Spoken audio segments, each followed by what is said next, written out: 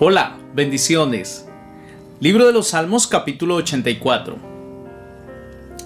Dice así: Cuán amables son tus moradas, oh Jehová de los ejércitos. Anhela mi alma y aún ardientemente desea los atrios de Jehová. Mi corazón y mi carne cantan al Dios vivo. Aún el gorrión halla casa y la golondrina nido para sí, donde pongan sus polluelos, cerca de tus altares, oh Jehová de los ejércitos, Rey mío y Dios mío. Bienaventurados los que habitan en tu casa, porque perpetuamente te alabarán. Bienaventurado el hombre que tiene en ti sus fuerzas, en cuyo corazón están tus caminos. Atravesando el valle de lágrimas, lo cambian en fuente, cuando la lluvia llena los estanques. Irán de poder en poder, verán a Dios en Sión. Jehová Dios de los ejércitos, oye mi oración. Escucha, oh Dios de Jacob. Mira, oh Dios, escudo nuestro, y pon los ojos en el rostro de tu ungido. Porque mejor es un día en tus atrios que 1000 fuera de ellos. Escogería antes estar a la puerta de la casa de mi Dios, que habitar en las moradas de maldad. Porque sol y escudo es Jehová, gracia y gloria dará Jehová. No quitará el bien a los que andan en integridad. Jehová de los ejércitos, dichoso el hombre que en ti confía. Amén. Estamos en este devocional porque confiamos en Dios. Y vamos a dar inicio poniendo toda nuestra confianza en el Señor. Dios Todopoderoso, en el nombre del Señor Jesucristo, quien murió en la cruz para perdonar mis pecados y darme la entrada al cielo, hoy nos dirigimos ante ti para decirte, Señor, que toda nuestra confianza plenamente está en ti. Mi corazón descansa en ti, toda ansiedad descansa en ti, Señor. Tú eres la fuente de la justicia y la misericordia. Tú eres la fuente del amor inagotable. Tú eres la gracia del cielo manifestada a los hombres. En este día, Señor, este tiempo lo santificamos y pedimos que la esperanza de gloria, la esperanza divina, sea sobre nuestros corazones. Señor, toca el corazón de cada persona que participa de este devocional. En el nombre de Cristo Jesús, nuestro Salvador. Amén y amén.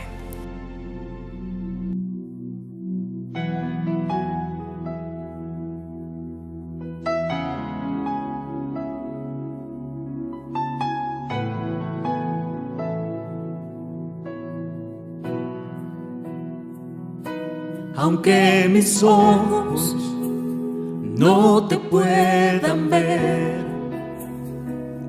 te puedo sentir.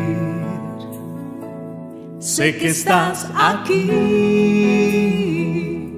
Aunque mis manos no pueden tocar tu rostro, Señor, sé que estás aquí. Oh, oh, mi corazón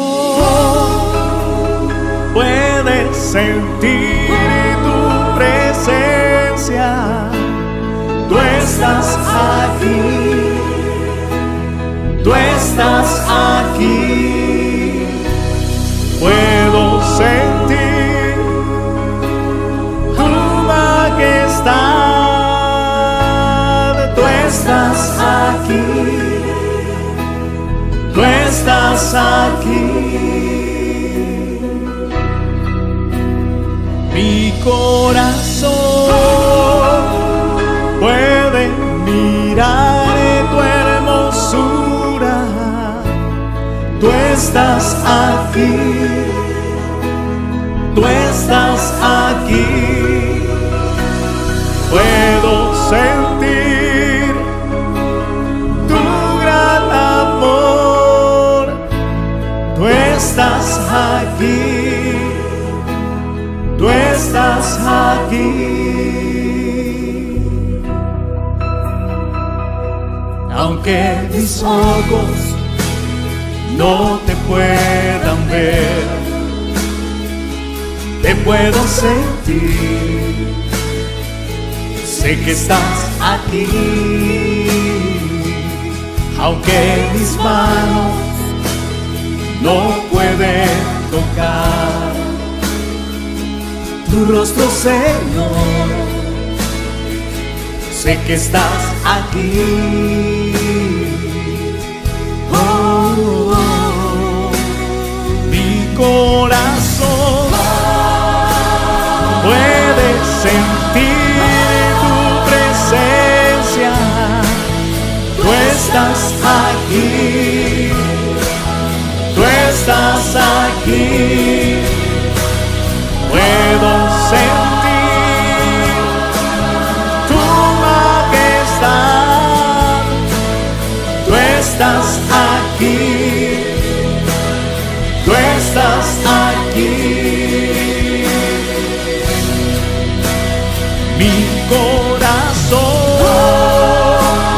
puede mirar tu hermosura. Tú estás aquí.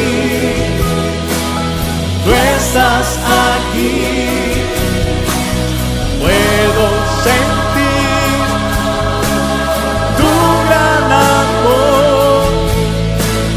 Tú estás aquí. Tú estás aquí. Tú estás aquí. Tú estás aquí. Tú estás aquí. Tú estás aquí. Tú estás aquí. Tú estás aquí. Tú estás aquí. Tú estás aquí. Tú estás aquí. Tú estás aquí. Tú estás aquí. Tú estás aquí.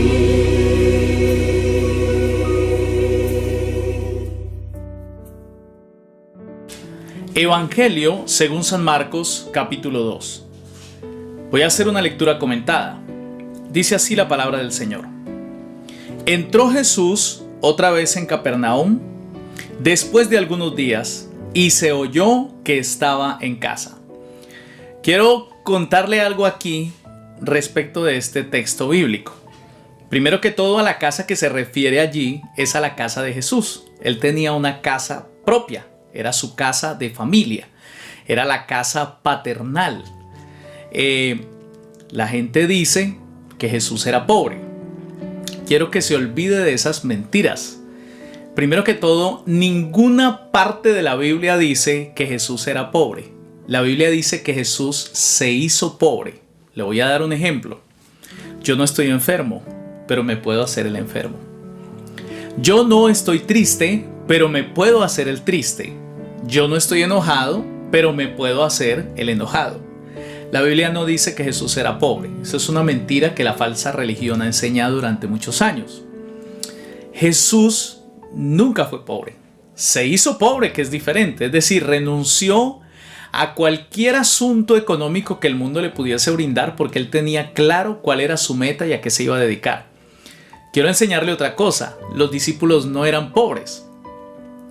Otra cosa, las mujeres que acompañaban a Jesús en el ministerio, porque habían mujeres dentro del ministerio que servían al Señor, no eran pobres.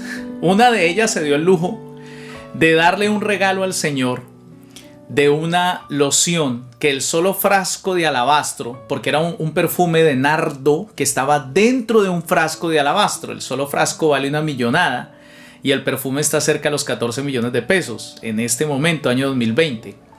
Entonces, si vamos a decir que una persona pobre va a dar un regalo de esa envergadura, de esa millonada, pues no está tan pobre. Pedro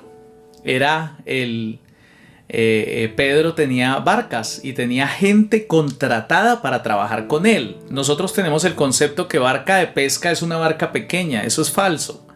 Eran barcos grandes con bodegas de almacenamiento, tanto que en una ocasión los coge la tormenta en el mar y Jesús estaba durmiendo en las bodegas de la barca. Y fueron y lo despertaron y le dijeron: Señor, sálvanos que perecemos, porque el barco era tan grande que en el fondo del barco no se sentía lo que estaba pasando afuera. Hablemos de Mateo. Mateo era cobrador de impuestos, trabajaba para el Imperio Romano, era publicano. Hablemos hoy de que ejercía como un ministerio, era como el ministro de Hacienda para la época. Si hablamos del apóstol Pablo, ciudadano romano, funcionario romano, además de ello tenía una cantidad de hombres a su cargo que él mandaba con esa gente y era una persona de autoridad, filósofo muy renombrado y muy importante de la época. Si hablamos de Lucas, que luego se convierte al evangelio porque no hizo parte de los 12, Lucas es una persona que luego de tener un contacto con el apóstol Pablo decide conocer la historia de Cristo y nos deja el bello relato de Lucas y de Hechos de los Apóstoles. Lucas era un médico cirujano muy reconocido, además de ello era historiador, era una persona de un reconocimiento muy elevado en la sociedad y además eran muy prestantes económicamente. Así que yo quiero que usted se olvide de ese cuento. La pobreza es un estado que debe ser temporal, pasajero, algo momentáneo. La pobreza no es bíblica, no es de Dios y no da buen testimonio.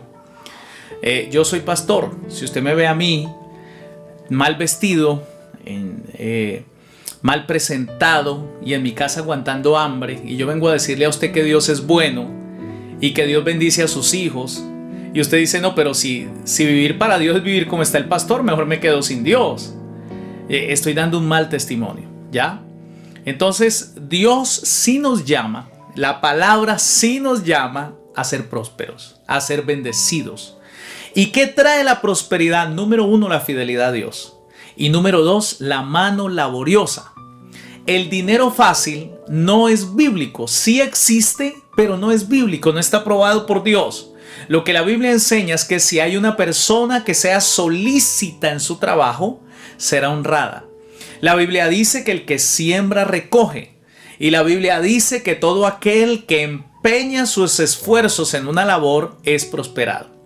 Entonces es bíblico ser bendecidos, pero a la manera correcta, siéndole fiel a Dios. Por eso dice la palabra, mas buscad primeramente el reino de Dios y su justicia y lo demás será añadido. Entonces, oh sorpresa para todos, Jesús tenía casa. Continúo leyendo el versículo 2. Entonces dice que Jesús estaba en casa. Ahora aquí yo quiero hacer otro aporte, y es que cuando Jesús estaba en la casa que no era la de él, decía, y fue a casa de Pedro, y fue a casa de tal, y fue a casa de aquel. Estaban en casa de Cornelio, estaban en casa, y siempre se dice en la casa de quién, pero aquí dice, se oyó que Jesús estaba en casa. Hay unos 6 o 7 versículos en la Biblia, incluyendo Pedro, capítulo 1, primera de Pedro, Juan también habla de eso en el capítulo 1 y hablan acerca de la casa de Jesús, y se dice que el lugar de donde Jesús habitaba era en la ciudad de Capernaum. Entonces hay varios textos al respecto, luego usted le hace un estudio al texto. Dice que cuando la gente se enteró que Jesús estaba en casa, se juntaron muchos de manera que ya no cabían ni a la puerta y Jesús les predicaba la palabra. Entonces aquí tenemos a Jesús, que la gente parece que lo esperaba, o sea, la gente decía, Jesús está otra vez en su casa, vino de paso, se está quedando en su casa. Entonces la gente ya sabía dónde era la casa de Jesús, ya conocían de su ministerio, así que las multitudes, cuando se enteraban que Jesús estaba en casa, corrían para escuchar al Señor, y Jesús les predicaba la palabra. El versículo 3 dice, vinieron a él unos trayendo un paralítico que era cargado por 4. Entonces aquí hay algo curioso. Resulta que Jesús estaba en casa, toda la gente se corría el rumor en Capernaum, el Señor está en casa, vamos a ver. Y había unos por ahí que andaban como venían del campo, del río, no sé, ellos no estaban en el cuento, pero se enteraron que Jesús estaba en casa. Entonces dijeron, vamos a ver qué está pasando, y yendo de camino, yo estoy haciendo acá tratando de condimentar la historia, ¿no? Ponerle un poquito de sabor al asunto. Entonces se enteran y dicen, vamos a ver qué es lo que está pasando en casa de Jesús. Quizá ellos iban a ver los milagros, que era lo que estaba ocurriendo. Yendo de camino se encuentran a un hombre que era paralítico de nacimiento. Resulta que en aquella época se creía que la persona que nacía con una deformidad, una malformación física, era por causa de una maldición que había sobre él, por el pecado de sus padres o de sus antepasados. Por lo tanto, esta persona era puesta en las calles para que mendigase el pan. Los mendigos de la época de Jesús eran las personas discapacitadas, que su discapacidad no les permitía ser productivos laboralmente. Escúcheme bien aquí, porque quiero enseñarle otra cosa. Lo que nos han enseñado de ayudar al habitante de la calle, a la persona que está en situación de calle, no es como nos lo han enseñado. A la única persona que es lícito ayudarle bíblicamente es aquel que por dificultad física, por una falencia física, no es productivo y no puede laborar. No es bíblico darle al vicioso para que siga metiendo vicio. No es bíblico darle al vago que no le gusta trabajar, que no le gusta producir, que es un problema para la sociedad. Eso no es bíblico. Y más pecado todavía es coger la ofrenda que es para el Señor y llevársela a esa gente. Porque hay algunos que dicen, no, es que yo en lugar de ofrendar hago obras de caridad, y entonces va y le lleva para el vicio a la persona que está en las calles inmersa en el vicio, y lo que está haciendo es pecando, porque está siendo copartícipe del pecado de esa personita. Entonces, pilas con eso, porque hay algunos que dicen, ay, pastor, hay que hacer obras de caridad. Claro que sí, hay que hacerlas, hay que ayudarlos, ya, pero no podemos patrocinar la mala conducta del vago, del flojo y del vicioso. Está prohibido, eso no se hace, es un acto incorrecto. Ahí estamos aprendiendo un par de cositas. Estos hombres traían a un paralítico que era cargado por 4, porque ellos tenían una camilla y lo cogieron de las 4 puntas y se lo llevaron. Versículo 4 dice, y como no podían acercarse al Señor por causa de la multitud, descubrieron el techo de donde estaba, hicieron un hueco y bajaron la camilla del paralítico. La bajaron por ese hueco que ellos hicieron. Ahora, quiero que usted también aprenda otra cosa acá. Las casas que se hacían para entonces en Jerusalén y en Capernaum, que es el lugar donde se está dando el relato, esas casas llevaban unas madera muy gruesa y un tablado encima. Encima del tablado iba calefateado eso como con brea, o sea, eso llevaba un sellante impermeabilizante. Encima de eso iba una capa de piedra, encima de eso iba una capa de balastro, por así decirlo. Encima de eso iba una capa de arcilla, como una especie de sellante. Encima de la arcilla iba tierra cultivable, y encima de esa tierra cultivable se sembraba el trigo para hacer el pan. Entonces las casas, encima de las casas usted podía subirse a caminar, porque ahí sobre las mismas casas acostumbraban algunos cultivar cosas. Es más, cuando usted ve fotos o ve dibujitos de las tierras bíblicas, se encuentra que la mayoría de las casas por un lado tienen una escalera para subir al techo. Así que estos hombres suben al paralítico. Ahora sí, ubíquese en la historia. Encontraron la escalera, se subieron a ese techo. Ese techo no era como los techos nuestros, que son de barro nomás o de ternit, sino que era un techo grueso. Y Jesús está predicando a la multitud y empieza el ruido encima, ¿no? Empiezan a excavar hasta que dañaron lo que estaba sembrado tal vez sobre la casa en ese momento. Quitaron la capa de arcilla, la capa de arena, la capa de piedra, llegaron hasta las tablas. Jesús está predicando, la gente está ahí y empieza a caer como tierrita de arriba. Pero Jesús no se inmuta, él sigue en lo que está hasta que estos hombres logran retirar el tablado que estaba sosteniendo todo este asunto. Y por ese hueco cogen al pobre paralítico y no sé cómo lo amarran. El hecho es que lo bajan en medio de la multitud para que quede frente al Señor Jesús. Dese cuenta usted todo lo que estos muchachos están haciendo. O sea, estaban haciendo un daño tremendo que tal vez les tocaría pagar luego. Pero para ellos lo importante no era el costo o el precio. Para ellos lo importante era el milagro. Escúcheme por favor, yo quiero ser muy enfático. Muchos no quieren pagar el precio, pero sí recibir el milagro. Si usted es de esos que no quiere pagar el precio, pero recibir el milagro, déjeme decirle que perdió el año. Porque para recibir los milagros hay que pagar el precio. Ahí le dejo esa para que usted la piense y la analice. Y le pida al Señor que le enseñe a pagar el precio. No hay milagro sin un precio. Tiene que haber una inversión de gratitud en el Señor. Tiene que haber un compromiso de seguir con Dios. Las iglesias están llenas de gente buscando milagros. Una vez reciben el milagro, abandonan la iglesia. Abandonan al Señor. Buscan cualquier excusa para alejarse del Señor. Versículo 5. Al ver Jesús. Ahora, ¿qué vio Jesús? Jesús no vio el roto. Ahí no dice al ver Jesús el hueco que hicieron. Tampoco dice al ver Jesús al paralítico. ¿Sabe qué dice el texto? Mire lo que dice el texto. Al ver Jesús la fe de ellos. La palabra enseña claramente que la fe sin obras es muerta. Usted no me puede hablar a mí de fe si no actúa conforme a su fe. Jesús que vio dijo, estos jóvenes tienen una fe tan tremenda que no les importó romper el techo de mi casa. ¿Usted qué haría si le están rompiendo el techo de su casa? No les interesó que tuvieran que pagar el daño. El asunto era un asunto de fe. Y la fe de ellos los llevó a obrar. Y por esa fe, un milagro ocurrió. Y al ver Jesús la fe de ellos, no del paralítico. El paralítico lo que estaba era asustado. El paralítico no tenía la fe en el momento. Él estaba asustado. Dañaron esto, ahora me lo van a cobrar a mí. Tal vez cuando lo venían bajando de los de las cuerdas que lo venían bajando en esos palos, tal vez el hombre dijo, no, era mejor que me hubieran dejado botado allá en la calle y no que me maten aquí donde me dejen caer. Así que el asunto de fe, mire que aquí la fe no era de la multitud. La fe no era del paralítico.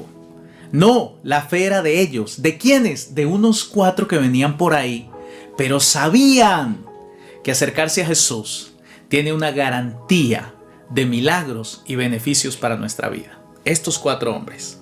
Al ver Jesús la fe de ellos, entonces le dijo al paralítico, ahora mire esto tan lindo, hijo, tus pecados te son perdonados. Primero perdón de pecados, luego sanidad divina. Por eso si usted está buscando a Dios por el milagrito, pero no por el perdón de pecados, la salvación y la reconciliación con Dios, su dinero está en el lugar equivocado. Usted está buscando algo equivocado, lo está haciendo de la manera incorrecta. Primero se busca el perdón de pecados. Estaban allí sentados algunos de los escribas, los cuales cavilaban en sus corazones. ¿Por qué habla este así? Blasfemias dicen, ¿quién puede perdonar los pecados sino solo Dios? Y conociendo Jesús en su espíritu que ellos tenían duda, de esta manera dentro de sí mismo les dijo, ¿por qué caviláis en vuestros corazones? ¿Qué es más fácil decir al paralítico, tus pecados te son perdonados? O decirle, levántate, toma tu lecho y anda. Ahora recuerde que la gente pensaba que esta persona estaba paralítica porque estaba bajo maldición de pecado. Entonces Jesús, ¿qué hizo? De una cortó toda maldición. De una le devolvió la dignidad. Ya no lo van a ver como una persona bajo maldición. Lo primero que el Señor Jesucristo hace en una persona antes de un milagro es cortar toda maldición. Cristo Jesús vuelve la dignidad a la persona. Primero redención, primero salvación, luego milagros. ¿Cómo se operan los milagros? A través de la fe. Entonces, Jesús les dice en el versículo 10, para que sepáis que el Hijo del Hombre tiene potestad en la tierra para perdonar los pecados. Le dijo al paralítico, a ti te digo, levántate, toma tu lecho y vete a tu casa. Entonces él se levantó enseguida, tomando su lecho salió delante de todos, de manera que todos se asombraron y glorificaban a Dios diciendo, nunca hemos visto tal cosa. Amén. A tener en cuenta muchos aspectos de esta lectura, y quién sabe cuántas más cosas se me quedan en el tintero, se me embolatan en este momento. Pero Jesús primero dignifica a la persona, le devuelve a la persona su dignidad, luego viene una vida de milagros. Tal vez el paralítico estaba desilusionado. Yo me pongo en el lugar del paralítico. Luego de romper ese techo, estos hombres lo traen. Primero lo que bregaron para subirlo, luego lo que bregaron para bajarlo, para que luego Jesús le diga, tus pecados te son perdonados, y él sigue paralítico. Pero ¿sabes que el paralítico no dijo nada? En ningún momento la Biblia dice, este relato está en otros pasajes bíblicos, y en ningún momento dice que él protestó, o que él se desanimó, o que él se desilusionó. No, yo creo que la mayor riqueza para el ser humano es sentirse perdonado, saber que sus pecados han sido perdonados. Y yo quiero decirte algo: si estás seguro que has sido perdonado, que Dios te ha perdonado, que el cielo te ha perdonado, entonces, si estás seguro de eso, vendrán los milagros. Vendrá la mano de Dios sobre ti. Vendrá la mano de Dios sobre tu vida. Este texto tiene muchas interpretaciones. Teológicamente lo ven de muchas maneras. Yo no estoy dando aquí o dando por sentado una posición teológica. No, solamente estoy tratando de dar una visión al texto desde fuera. Tratar de interpretar de la forma más sencilla qué fue lo que ocurrió y tratar de encontrar alguna verdad para nuestras vidas. Las verdades que encontramos aquí es que Cristo Jesús quiere que nosotros seamos bendecidos. Cristo Jesús quiere que nuestros pecados sean perdonados, y Cristo Jesús quiere que toda maldición, toda enfermedad y toda pobreza sea sanada en el nombre de Él, en el nombre de nuestro Señor. Oremos a Dios en medio de esta sencilla palabra. Oremos al Señor y digámosle: Señor, ayúdame a entender el Evangelio como es, a honrar tu nombre a través de la excelencia.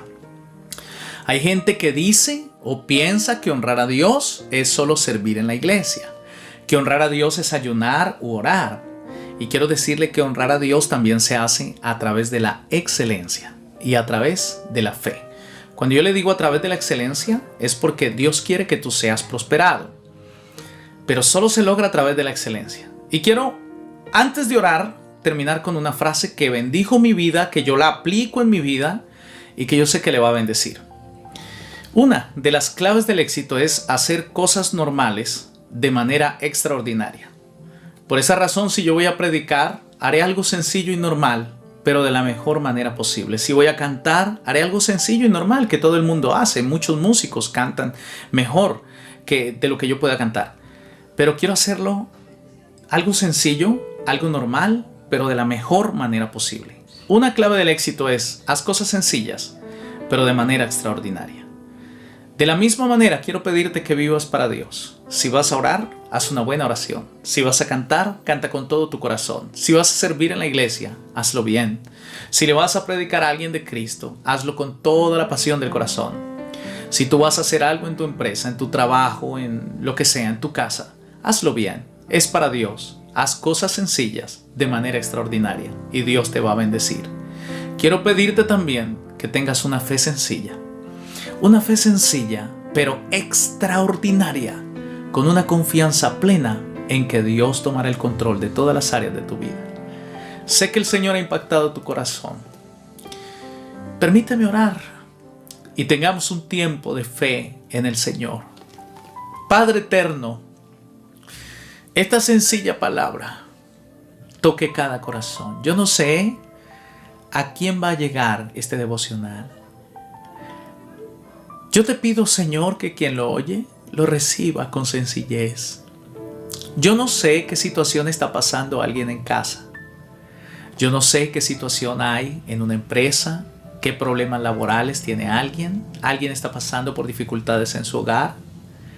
Yo te pido, Señor, que aumentes la fe. Padre, danos una fe sencilla, pero una fe extraordinaria. Que podamos tener fe para lo pequeño, pero que podamos tener fe para las cosas extraordinarias. Y permítanos ser excelentes, porque tú bendices la excelencia. Yo seré excelente en mi manejo de los recursos. Seré excelente en mi compromiso con los diezmos, las ofrendas, las primicias, porque es bíblico. Yo seré excelente, Señor, en la búsqueda. Y seré excelente en todo lo que haga. Y entonces, como una promesa de la palabra, seré bendecido. Te pido, Padre, por todos los que están oyendo en este momento este devocional. Imparte vida a su espíritu, toca sus corazones. Y lo que resta de este año será el año de la excelencia. En el nombre de Jesús. Perdónanos, Señor. Hemos pecado. Corta toda maldición. Rompe toda ruina, danos libertad y ayúdanos a entender que tú nos has llamado a ser victoriosos en medio de la humildad, pero de las sanas disciplinas y la excelencia en todo lo que hacemos. En el nombre de Jesús, gracias Dios por tu misericordia. Amén y amén.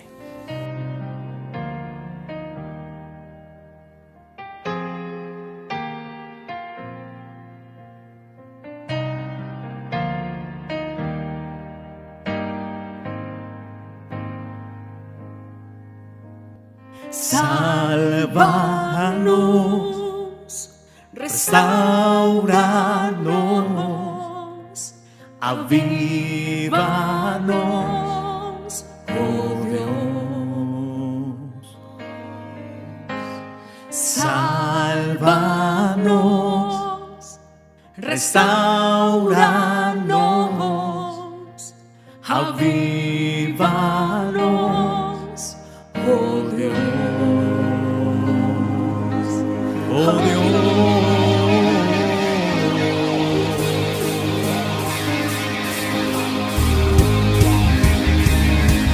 que se llene tu casa con tu gloria, llena tu casa, oh Dios,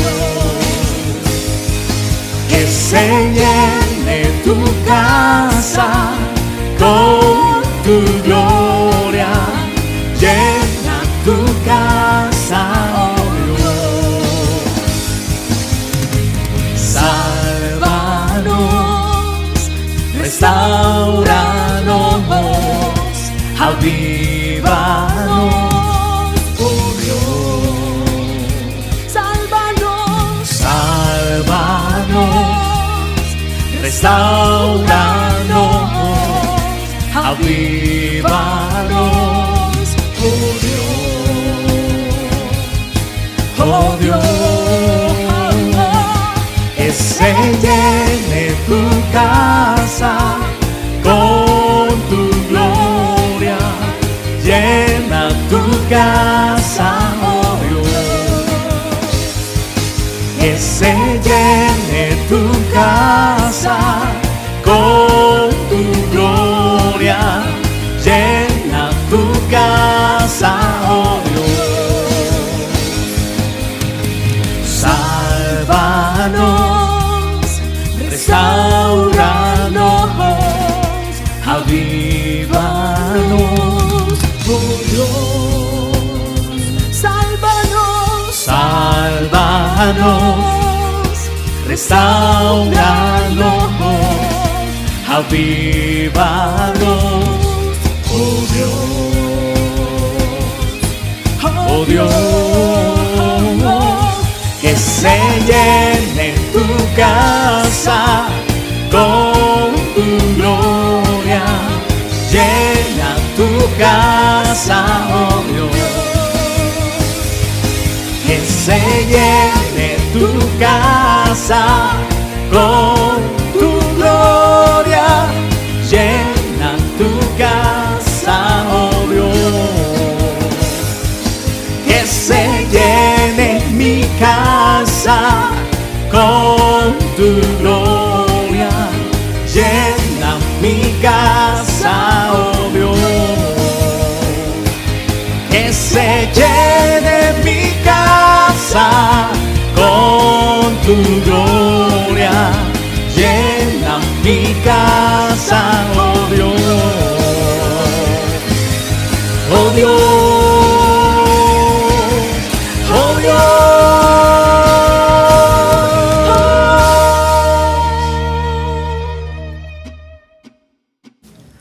No olvides que el Señor es nuestra máxima esperanza.